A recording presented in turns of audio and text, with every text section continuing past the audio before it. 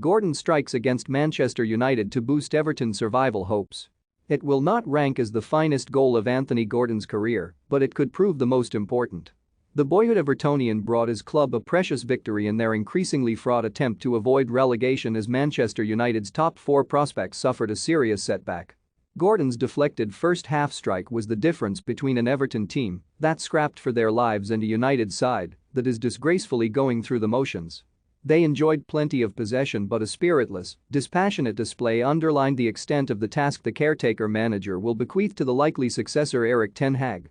Frank Lampard still faces a considerable job of his own keeping Everton in the top flight, but here was the response he craved to accusations his players lacked the character and quality to survive.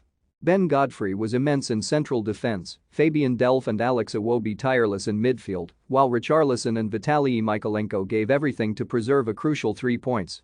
Apprehension had stalked Goodison after two damaging, self-destructive defeats at West Ham and Burnley that had pushed Everton closer to the trapdoor and heightened suspicions their players are mentally shot.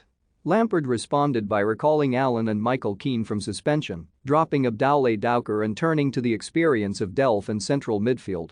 It was the 32-year-old's seventh appearance of another injury-plagued season, but his 200th in the Premier League overall. Delph and Allen provided a deep but valuable shield to a defense that caused its own problems given Keane's tendency to concede possession cheaply. It was a game of meager quality, as expected from a team mired in relegation trouble, but not one with aspirations of qualifying for the Champions League.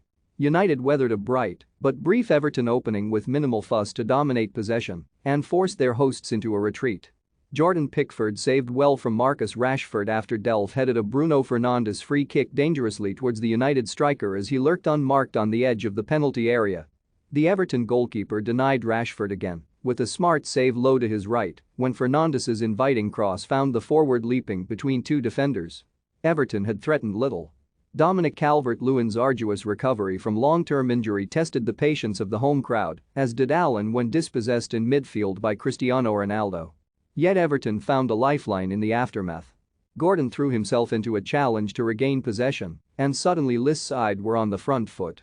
Richarlison's attempt to find Iwobi inside the area was intercepted by Nemanja Matic, starting in place of the injured Scott McTominay, but his touch found Gordon alone outside the box.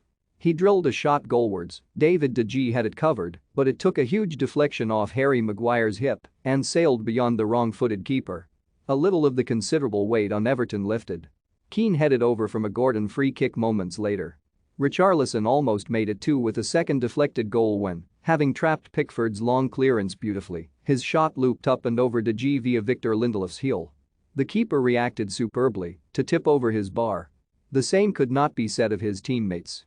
The visitors lost Fred to a first-half injury, but the introduction of Paul Pogba did nothing for the urgency or creativity of their performance.